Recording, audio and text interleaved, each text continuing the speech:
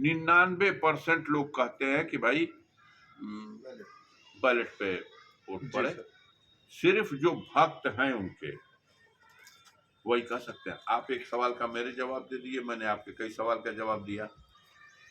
Media दिखा रहा 400 पार, पूछिए कैसे? वो कहते हैं मोदी जी ने कहा है। अब की बारी 400 पार। तो वो कह रहे सर उनकी रणनीति तैयारी सारी तैयारी हम भी वही कह रहे हैं। इतनी तैयारी है कि 400 पार हो रहे हैं। आप यह बताओ हमको। नमस्कार, आप देख रहे हैं अभिव्यक्ति इंडिया न्यूज। इस समय हमारे बीच गाजीपुर के लोकप्रिय सांसद माननीय अफजाल अंसारी साहब है, जो लोकसभा 2024 में समाजवादी पार्टी ने प्रत्याशी बनाया है। तो सर से हम बात करेंगे 2024 को लेके क्या तैयारी, किन मुद्दों को लेकर जनता के बीच जा रहे हैं। अंसारी का एक बड़ा नाम है, पूर्वांचल में बड़े शहरों के रूप में जाना जाता है और इनका बड़ा प्रभाव विधानसभा 2022 के चुनाव में कहीं ना कहीं समाजवादी पार्टी को अगर देखा जाए लाभ हुआ है तो पूर्वांचल में अधिक लाभ हुआ है। अफजाल अंसारी एक बड़ा चेहरा जो आज हमारे बीच है। सर स्वागत है। शुक्रिया, बताएं। तो सर 24 को लेके क्या तैयारी है? आपको समाजवादी पार्टी ने टिकट दिया है। 24 को लेकर दिल्ली में जो नरेंद्र मोदी जी के नेतृत्व में भारतीय जनता पार्टी या एनडीए की जो सरकार है, इसको दिल्ली के तख्त से बदलना चाहते हैं, हटाना चाहते हैं। ये हमारे देश की जनता का मूड है। अब 10 साल का कार्यकाल पूरा होने को है और इस सरकार ने जनता को एक तरह से धोखा दिया है। जो वादे किए जनता से इन्होंने, उस पर अमल उसके विपरीत किया। सबसे बड़ी समस्या हमारे देश में है रोजी रोजगार की, और उस क्षेत्र में जब नरेंद्र मोदी जी ने देश को कहा कि हम 2 करोड़ बेरोजगारों को हर वर्ष काम दे देंगे, तो एक आशा जगी थी उनसे। अफसोस है कि पूरी तरह से ये वादा झूठा साबित हुआ। उन्होंने कहा था कि देश में बहुत से ऐसे लोग हैं जो देश का काला धन चुरा करके विदेशों में, विदेशी बैंकों में, स्विस बैंक में ले आके रखा। अनुमान उस समय बाबा रामदेव और उस कतार में जो लोग थे, उन लोगों ने 280 लाख करोड़ रुपया बताया था, और ये भी कहा था कि हम 100 दिन के अंदर ये काला धन वापस लाएंगे और इसे देशवासियों में बांट दिया जाएगा। अफसोस की बात है कि 10 साल पूरा होने को है, काला धन वापस लाए जाने की दिशा में तो कोई भी काम नहीं किया गया, और उल्टा अलबत ऐसा हुआ जो ऐसा आज से पहले कभी इतना नहीं हुआ था। लगातार विजय माल्या 8,000 करोड़ रुपया, मेहुल चौकसी, ललित मोदी, तमाम पैसा लूट करके और भाग गए विदेशों में। अफसोस तो यह है कि मेहुल चौकसी को तो हमारे भारत की तरफ से नो ऑब्जेक्शन सर्टिफिकेट दिया गया कि ये किसी दुनिया के दूसरे देश में भी जाके बस सकते हैं, और भी सब लोगों को। ललित मोदी ने जहां पकड़ा गया इंग्लैंड में, उसने वहां की अदालतों में बताया कि ये पैसा हम ही थोड़ी लिए, हमने इस पैसे को लेने में आधे से ज्यादा पैसा सत्ताधारी दल बीजेपी, और उसने नाम तक बताया कि इन तमाम लोगों को हमने दिया है। अफसोसनाक स्थिति है कि देश पे मोदी जी के नेतृत्व आने से, सत्ता में आने से पहले भी कर्ज था, और वो कर्ज था 49 लाख करोड़ रुपए का। लेकिन अब आज हम 2024 में जब नया चुनाव होने जा रहा है तीसरे कार्यकाल के लिए, आज की स्थिति को देखते हैं तो बहुत निराशा होती है, क्योंकि अब भारत पे 205 लाख करोड़ रुपए का कर्ज बन चुका है। यानी 155 लाख करोड़ रुपए के समथिंग मोदी जी के कार्यकाल में विदेशी कर्जा भारत पर लदा। इन्होंने कहा था न खाएंगे न खाने देंगे किसी को, लेकिन व्यवहार में तो मतलब एकदम उल्टा हुआ। इन्होंने प्राइवेट लोगों को ताकत दी, उनका तो भला हुआ, आम जनता का तो बड़ा नुकसान हुआ। सरकारी इन्होंने रेल को प्राइवेट हाथों में दे दिया। हिंदुस्तान में जितने अच्छे कमर्शियल एतबार से मुनाफा वाले जितने हवाई अड्डे थे, ये सब अडानी को, अंबानी को आपने दे दिया सट्टे पे पट्टे पे। हद तो ये हो गई कि बड़े बड़े बंदरगाहों को, पोतों को भी आपने अडानी जी को दे दिया। आप कहते रहे कि आंखें डाल के, आंख में लाल लाल करके बात करने की जरूरत है इन पड़ोसियों से जो सरहदों पे छेड़खानी करते हैं। लेकिन आपके रक्षा मंत्री राजनाथ सिंह ने स्वयं स्वीकार किया कि कितने हजार वर्ग किलोमीटर में चीन ने भारत की सीमा, जो चीन की सीमा के बाहर है, उसमें घुस करके और कब्जा जमा के बैठ गया। लद्दाख में चरवाहा भी यही कहता है, लेकिन देश का प्रधानमंत्री कहता है कि न कोई घुसा है न कोई घुस आया है। इस स्थिति से तो बहुत अफसोस होता है।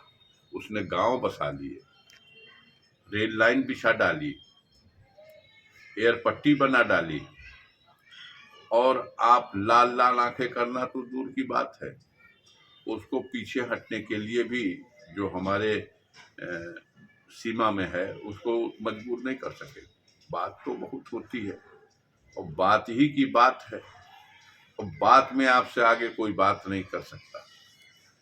आपके ज्ञान का वो भंडार है आपके पास, जो कम से कम हमने तो इतना ज्ञान का भंडार किसी देश के प्रधानमंत्री में नहीं देखा। आप आए थे खलीलाबाद में, बस्ती में, तो एक सार्वजनिक कार्यक्रम में, वो कार्यक्रम था कबीर दास के स्मृति में, और कबीर दास की ही धरती है वो, जहां आपने वक्तव्य दिया कि गुरु नानक और अवैधनाथ और कबीर दास, ये सब लोग एक साथ बैठ के इस धरती पे धर्म पर विचार विमर्श और मंत्रणा करते थे। 300-400 वर्ष के कार्यकाल का अंतर है इन महान विभूतियों के कार्यकाल में। तो जिस देश के प्रधानमंत्री के पास इतना बड़ा ज्ञान का भंडार है, दुनिया उनके वक्तव्य को सुन करके अवाक रह गई और चुप हो जाते हैं। फिर एक बार गलत बोल दिया, जब तक उस पर चर्चा हो, जब तक दूसरा उससे भी बड़ा गलत झूठ बोल देते हैं। चल रहा है। अब जनता के बीच में इनकी कथनी और करनी में कितना अंतर है। महंगाई का आलम यह है कि बाजारें खुली हैं, दुकानों पर ग्राहक नहीं, लोग पूंजी खा रहे हैं। मध्यम वर्ग के लोग सबसे ज्यादा ठगे गए। पढ़े लिखे नौजवान, उम्र खत्म हो गई, सड़कों पर ठोकरें खा रहे हैं। सरकार लॉलीपॉप देती है कि नौकरियों के लिए आइए, एक अवसर आया है, परीक्षा दीजिए। बड़ी तैयारी के साथ नौजवान परीक्षा देने जाता है और पता चलता है कि पेपर लीक हो गया। अभी चंद दिनों पहले पुलिस भर्ती के नाम पर इन्होंने परीक्षा कराई। 400 रुपया प्रत्येक अभ्यर्थी को तो देना ही था। 100 रुपया जिस साइबर कैफे में बैठ के वो फॉर्म फिलअप कराया उसने ले लिया, 500 लग गया। और वो जिस सेंटर पे गया अपनी परीक्षा देने, तो उसके साथ जो उसके परिवार के या गार्जियन गए और आए, इसमें 500 खर्चा हो गया। तो 1000 प्रति अभ्यर्थी का ये खर्च, जिसमें आधा पैसा तो इन्हीं के पास गया। और आप कल्पना करिए, 48 लाख नौजवानों ने ये भरा, अरबों में हिसाब चला गया। सरकार कुंभकर्ण की तरह सो रही है, जब जगेगी तो जवाब तो सर देगी। पेपर जो लीक हुआ था अब तो रद्द हो गया, योगी सरकार ने रद्द कर दिया। अब 9वीं बार जी। योगी सरकार से पूछिए कि एक परीक्षा जब तुम नहीं करा सकते तो सरकार किस काम की। तुम कहते हो कि परिंदा पर नहीं मार सकता, कानून व्यवस्था का राज है, और आप एक ये परीक्षा नहीं 9 बार परीक्षाएं और परिणाम शून्य। तो युवा आस लगा के सर बैठा है। युवा बुढ़ा हो गया, जी सर। उसकी भी एक एज है कि इतने साल में अगर आप कुछ कर सकते हैं तो कर सकते हैं। कितने युवा बुढ़े हो गए, नौकरी पाने योग्य नहीं रहे, छोड़ो सरकारी नौकरी, प्राइवेट नौकरियों के अवसर खत्म हो गए। आपने ठेका व्यवस्था लागू कर दिया, अब हर जगह ठेकेदार को ठेका दिया जाएगा कि यहाँ 20 कर्मचारी रखा जाना है तो ठेकेदार को दे दिया जाएगा, वो ठेकेदार कर्मचारी देगा और आप आइए नौकरी ड्यूटी दीजिए और जाइए, जब चाहे वापस कर दे। भारत के संसद में, पार्लियामेंट ऑफ इंडिया में यूज में ली जा रही गाड़ियां, सारे ड्राइवर 14,000 रुपये महीने पर, वही ठेकेदार साहब को ठेका है, और ठेकेदार साहब जितने कहाँ गाड़ी है भाई, हो संसद भवन में सीधे जा रही आ रही, संसद सदस्यों के लिए और दूसरे तमाम जरूरी काम के लिए जो संसद में लगी हुई गाड़ियां हैं, उसमें ड्राइवर की तनख्वाह 14,000 रुपये फिक्स। अब दिल्ली में 14,000 रुपये में क्या खाएगा, क्या अपने बच्चों को खिलाएगा। अपने साधन से आके ड्यूटी ज्वाइन करो, अपने साधन से वापस जाओ, अपने घर से खाना लेके आओ और खा करके ड्यूटी करो। न कोई पेंशन है, न कोई भविष्य निधि है, अंधकार है। युवाओं का भविष्य अंधकार में सर चला गया भाजपा सरकार ने। बिल्कुल कर दिया है, ऐसा ऐसी दुर्गत कोई नहीं थी, कभी नहीं थी। और जो पहले से पिछली सरकारों ने कुछ बना दिया था उसको भी या तो बंधक रख दिया, लाल किला बंधक रख दिया। अब लाल किले पे जाइए ना, डालमिया टिकट काटेगा, लाल किला बंधक है। आप बैंकों का जिस तरह से तेजी से भंटाढार कर रहे हैं, कोई इसका मिसाल मिलेगी। LIC के शेयर बिकने वाले हैं, सबसे भारत सरकार के लिए सबसे कमाऊ और सबसे कामयाब LIC है। आप गाली बकेंगे नेहरू को, गाली बकेंगे इंदिरा को, सारे कारखाने आपने बेच डाले, जल परियोजनाएं आपने प्राइवेट लोगों के हाथों में दे दी, अब ट्रेन दे दिया, भाड़ा 4 गुना ज्यादा बढ़ गया। तो ट्रेनें सर बता रहे हैं लोग, हाँ। सरकार का टाइम से चल रही, बहुत कौन सी, खाली प्राइवेट, सरकारी ट्रेन लेट। क्यों? कि पटरी है सरकार की, भारत सरकार की, और सिस्टम है भारत सरकार का, गुजरने वाली ट्रेन है प्राइवेट किसी धन्ना सेठ की। तो जो भारत सरकार और रेल मंत्रालय की रेल है वो पटरी पे खड़ी हो जाएगी 1 घंटा पहले से कि हमारे देश के पूंजीपति की रेल आने वाली है, जाने वाली है। वो जब आके पास हो जाएगी तब ये रेलें चलेंगी।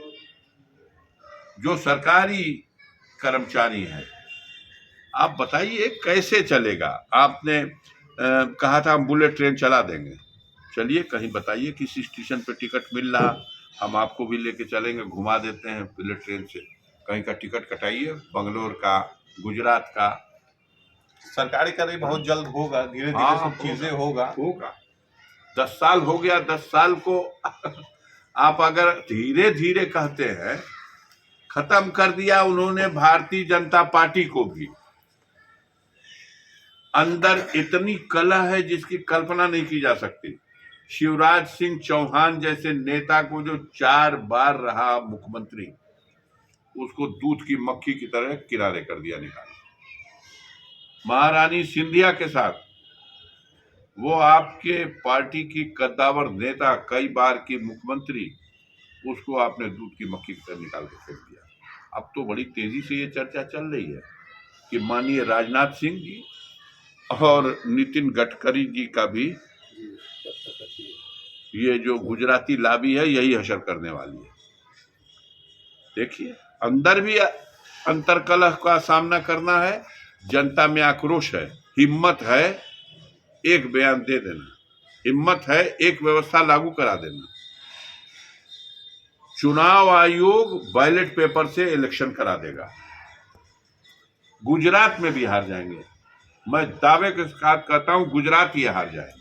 तो सर ईवीएम है कर कहाँ? ले रहे हैं क्या? अच्छा भाई, अभी हमें परीक्षण करना है क्या?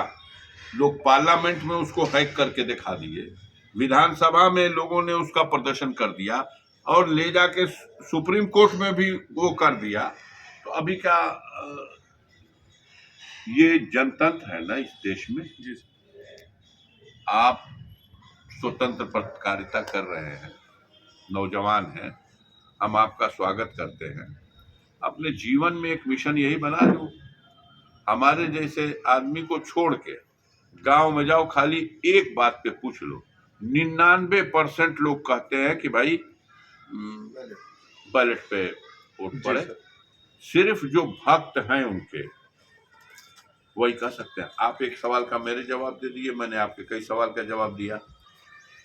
मीडिया दिखा रहा 400 पार, पूछिए कैसे? वो कहते हैं मोदी जी ने कहा अब की बारी 400 पार।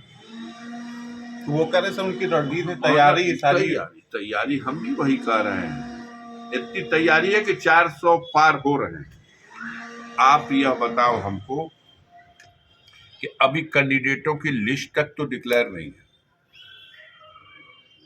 अभी कैंडिडेटों की लिस्ट नहीं तय है, अभी सहयोगी दलों से सीट नहीं तय है। आपने उत्तर प्रदेश में माननीय ओम प्रकाश राजभर जी, जिनको कल शपथ दिला रहे हैं आप मंत्री की,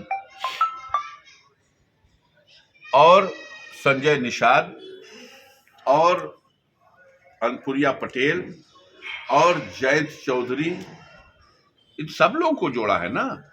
अभी तक तो इनसे सीटें तय नहीं है आपकी। अखबारों में आ रहा है कि 80 में 80 कैंडिडेट का नाम सामने नहीं है। कब नॉमिनेशन करेगा, कब पर्चा भरेगा, कब वोट पड़ेगा, जनता क्या फैसला देगी, गणना कब होगी, लेकिन आपको आज ही पता है 80 में 80। तो ये खोखली बातें हैं हवा बनाने के लिए। अगर इसमें खोखली ना होती तो ऐसे लोगों को जिनके चरणों में आप गिरे हुए हैं, इनको छोड़ के लड़ लो ना। 10 सीट उत्तर प्रदेश में लोकसभा की बीजेपी अपने दम पर नहीं जीत सकती। और सहयोगी दलों को, संजय निषाद को 1 सीट थमाएगी, ओम प्रकाश राजभर को 1 सीट थमाएगी, 2 सीट अनुप्रिया पटेल को दी जाएगी और 2 सीट जयंत चौधरी को। ये 6 सीटों में 4 दलों को और 80 में 80 जीत रहे हैं। तो आपका क्या है? एक गरीबों का वोट है और ये जो सहयोगी दल है आपके, एक जगह अपना एमपी जिताएंगे, बाकी 79 जगह आपके लोगों को वोट दिलाएंगे। यही हाल बिहार का है। आप सब सीटें जीती रहे हैं, तो नीतीश कुमार जिसके लिए दरवाजा बंद था, आज नीतीश कुमार को आपने दूल्हा बना दिया। जितनी सीटें विधायक के हैसियत से उनकी पार्टी में है जदयू में, उसके 2 गुना सीटें आपके पास है। लेकिन ताज पहनाएंगे आप नीतीश कुमार को। और क्या क्या नहीं कहा है उनके लिए। अब हम गिरिराज किशोर का बयान नहीं दोहराना चाहते, या उनके दूसरे जो मोदी जी हैं उनका बयान नहीं, लेकिन अगर आप 400 पार जा रहे हैं तो फिर इस सब मुखरम की जरूरत क्या है? रामविलास पासवान का बेटा भी आपके साथ रहेगा और उनका भाई भी आपके साथ रहेगा, दोनों में 36 का आंकड़ा। हम भी लड़ेंगे छपरा से, हम भी लड़ेंगे छपरा से। तो ये सब तो मीडिया का कमाल है। मीडिया गाजर के हलवे को गोबर और जो गोबर है उसको बताती है कि एकदम देसी घी में बनाया हुआ ये गाजर का हलवा है। वो जितना आप उसकी तारीफ कर लें, मोदी जी की जनता की निगाह में गिर चुके हैं।